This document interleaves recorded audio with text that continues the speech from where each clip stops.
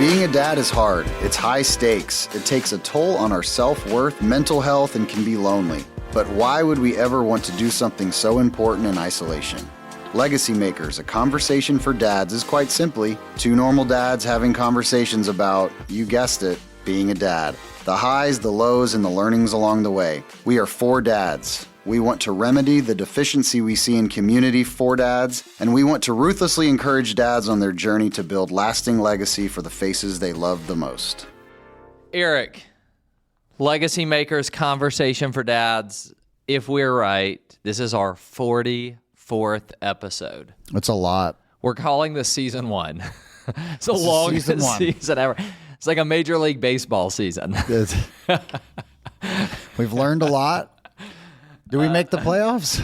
I don't know that we've made the playoffs. We're in a rebuilding year. This is, I like it. We're primed. But man, it's been fun. It really has been great. And I think this is a good time to reset on why we're doing this, where the heart came from, and where we're going next. Yeah. And I'd love to just invite dads on this journey with us. Totally. I think for me, it's been really rewarding. This is something that you and I just, with not a lot of planning, and oftentimes we don't even do a lot of planning before we press record here. I think both of us for sure have a heart for being the best that we can be. I think we both believe very firmly that in life in general, surrounding yourself with people that are like-minded is only going to raise the temperature, really your internal temperature, because that's just kind of how it goes. I think honestly, it's like we want to open up space for conversation for dads. Like, we're four dads. We want dads to win. You know, we'll talk a little bit about Legacy Makers, which really started officially at the church that I attend, group of dads meeting monthly. But I say in that group all the time, like, selfishly, I want a community of dads in the area I live that are super involved, who are on fire. They'll coach my kids. They'll raise kids in which my kids will interact with. And I think the success of the community is going to be incredibly better, right? With a bunch of involved dads, and we got to equip them. We've been doing this 44 episodes, and the way you just articulated that, I don't think I'd really thought about that before. Yeah. One of the programs we do is a high school leadership program, and there was this local owner who does the program, and I asked him, why do you spend the money on the program? And he basically articulated a long view, like you said. He's like, well, the reason we want to invest in high schools is because when people decide what community they're going to move into, one of the things they look at is the schools. Even if you don't have kids in school. That's right. Like resale value. So how good our school is affects home values in our community. And home values affect people's jobs and their ability to be there. And so basically, if we can make our schools better, we make our communities better. If we make our communities better, we create an economically more vibrant, like, that's a long view. Yeah, absolutely. What you're saying is, we want to have, it's not just my family that I'll care about, but if we can have a community of dads that are intentional and make their kids' lives better, we're going to raise better humans, which means we're going to have better leaders and better communities. Like, if you want to change the world, that sounds really big, but you start with changing dads. So I love that, man. It really has been a lot of fun. And I think sometimes it's tough because, like, if we wanted to just be funny, we may not be good at that, but like, we could have a funny podcast, but we don't think that's always helpful for dads. Like, just make dad jokes. We could teach people things, but we don't always have the exact answers. We're on this journey with dads, and that's why the heart of it is it's a conversation. It's a way that we sit around a table and say, how do we get better? How do we build community? How do we leave a legacy that's going to make the next generation even better than ours? Yeah, I think we've had more, like, we've acknowledged more things that are realities than we've solved, right? And that was, we did not start this to, hey, we're going to give dads the answers. We're going to give them the blueprint. That's not what we decided to do, because we're not the authority. If being a dad was a skill that you could have, like, there would be a degree for it, right? Like, there isn't. Every situation is different. Every family's different. But there are some truths that we all walk through that I think opening up conversation for is really helpful, because candidly, there's dads that I've looked at or guys that I looked at who are dads, and I'm just like, man, they got it all together. And then I have conversations with them, and I hear, oh my gosh, like They don't.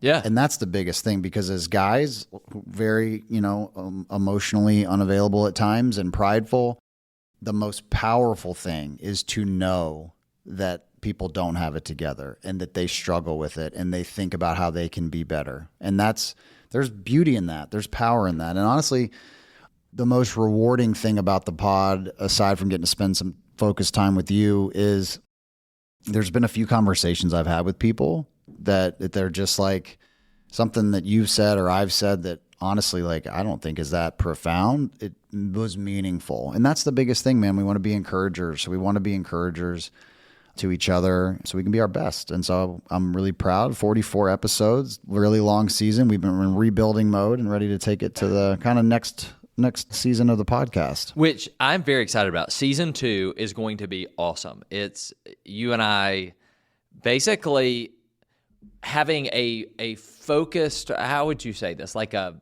roadmap, a strategy of where we're going. I think we're just going to increase the intentionality. And season 2 is going to be about how do we build a legacy.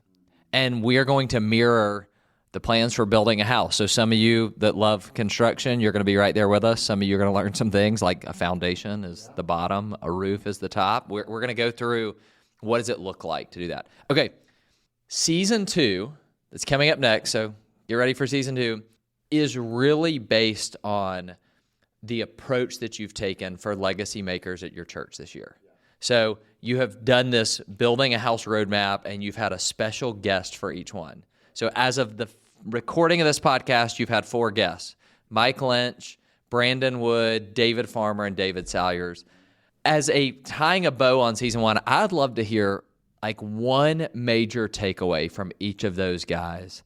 And I think that kind of serves as a way to wrap season 1. So Mike Lynch, we've had him on the podcast. If we gave an award for the person whose name gets mentioned the most, I think it's Mike Lynch. What was the big takeaway from him? What do you tell the dads? Mike always drops a bunch of wisdom, but I think Mike, for both of us is on the Mount Rushmore in terms of encouragers. And that's really what he brought to the live conversation at North Star, was encouraging dads. Oftentimes we discourage ourselves, or we take ourselves out of the running to do certain things because we feel like we're not qualified or I don't know enough. But Mike really, I think, did a nice job of framing up the importance of showing up day in, day out, doing the next right thing, not getting discouraged. Because I think discouragement in fatherhood, it just snowballs into this really tough momentum to stop, cycle. Right? Because you're like, well, look, like, yeah, like I'm not good enough, or look, I'm supposed to be a spiritual leader in my house. I don't know enough about the Bible, or I didn't play sports, and so how do I help my son? So we just end up disqualifying ourselves. And so Mike's big push to everybody was, man, like, just do your best. His quote that I say all the time is, I've never met a bad dad who's trying to be great. Like, and it's so true, and it's so profound. Just being intentional, just do your thing, man. Do your very, very best. Right, yeah. So that would be, I would think, Mike's big takeaway from when we had him on stage there with us at North Star. Love Mike Lynch. That's awesome. All right, big Brandon Wood. Yeah. If you've never met Brandon Wood, is he a referee now? He is. So I feel like I've seen him on the sideline. He would say he's an umpire. He's an umpire for football. Okay. Brandon played Division I football at University of Georgia. He is a large human. But like the nicest guy you could ever meet. Well, I mean, I'm sure he has a side to him, right? But it's funny if you watch. I think he's an umpire for the Big 12 now. So if you're ever watching Big 12 football, the umpire is in the middle of the field, kind of like watching the line of scrimmage. And like you run a crossing route over the middle, and you run into him as the umpire, like you're gonna feel it. Like, he's a big dude. But Brandon, you said that he talked about kind of comparing encouragement as a dad, like encouraging your kids to a retirement account. You did. Yeah. He wants the voice that his kids hear when they think about themselves. Positive voices, like a positive voice, like an affirmed kind of thought of themselves. He's really passionate to ensure it's his voice. He doesn't want to be the voice. Track playing, somebody encouraging, it's their dad. It's their dad. It's their dad who's spoken life, kindness, love, affirmed them. Yeah. And he talked a really beautiful thought around like, the longer you wait, the harder it's going to be for that voice to be your voice, because other voices creep in, right? Good or bad. But so that was really passionate. He said, it's like a retirement account. It's too late. Yeah, and if you start to put those investments in early, like anything, they compound over time. That's good. So being the voice early, being it often, and then when their kids need encouragement, when our kids need encouragement, our voice is the one they hear. I like that. David Farmer. Yeah, David is an amazing leader, one of the best leaders I know, one of the most intentional leaders I know, an amazing husband, amazing dad, senior marketing lead. Well, he's done a lot at Chick-fil-A, so I don't want to say marketing, across many different gambits of that business. David came in, and one of the things that struck me about my time with David that he said, and listen, for those of you that, may not be of the Christian faith, like there's still power in what he was saying here. And he was talking about there's some stereotypes that dads have that we would all probably identify with, right? Like a protector, a provider. And he was telling a story in his life where, there was some tense moment, like a road rage situation. And he remembered thinking about having to protect his family if things kind of escalated, and he was ready to go, right? Because that's like the dad I'm going to protect.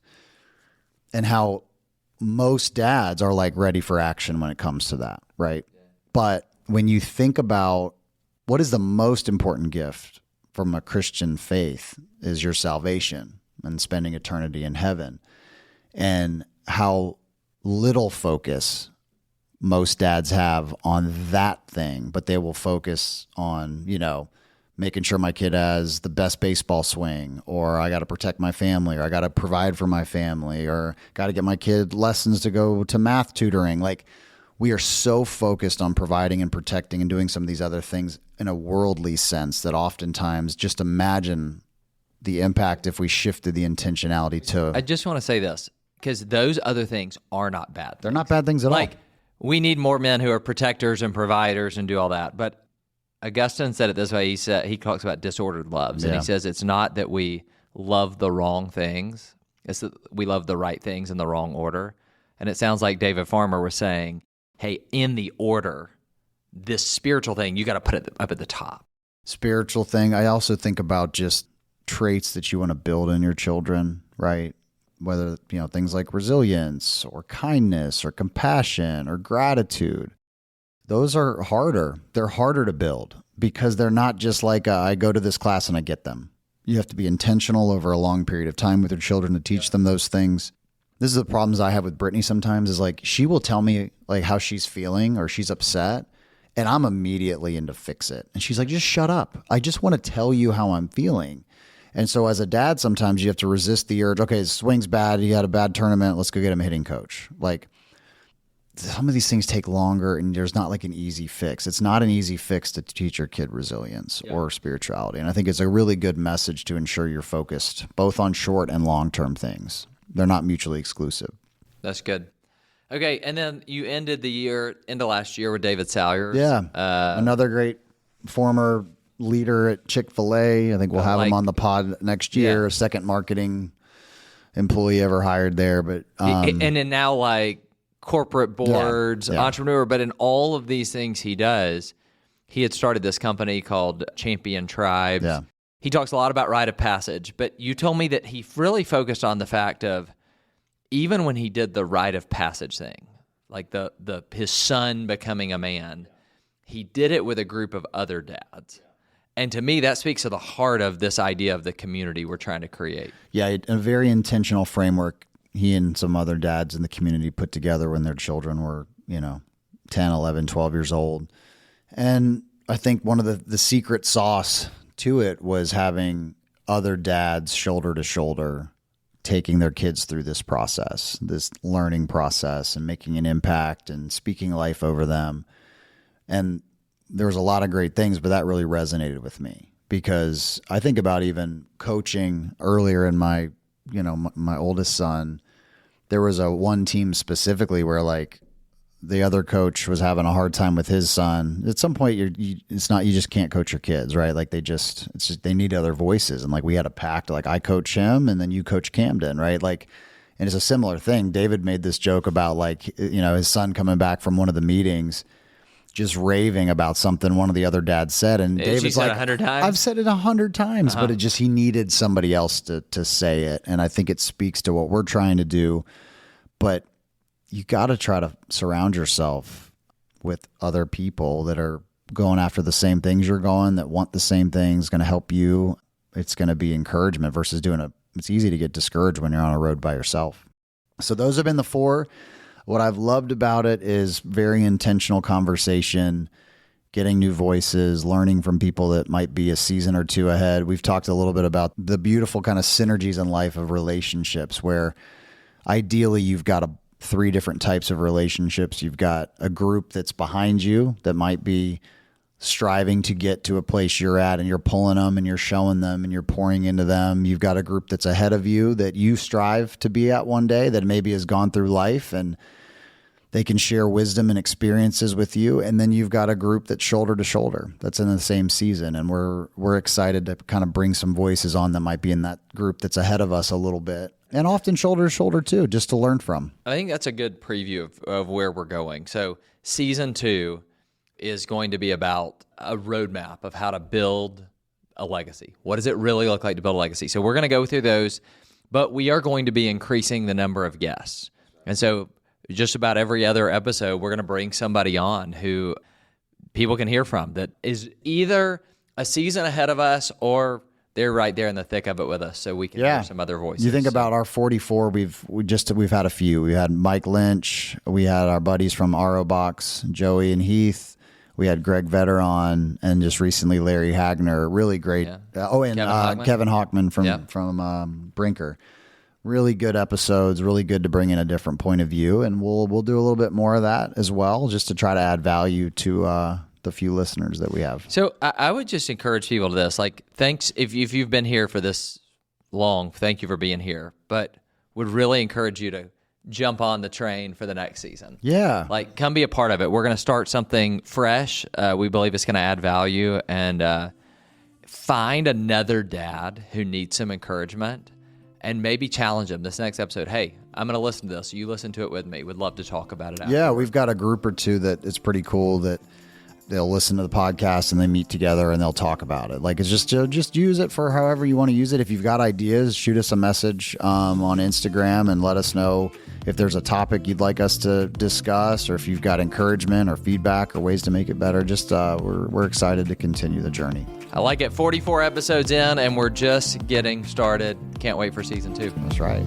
Thanks for listening to Legacy Makers with Kevin Scott and Eric Blumenthal. Make sure you download and subscribe wherever you get your podcasts. This podcast is a production of BG Ad Group. All rights reserved.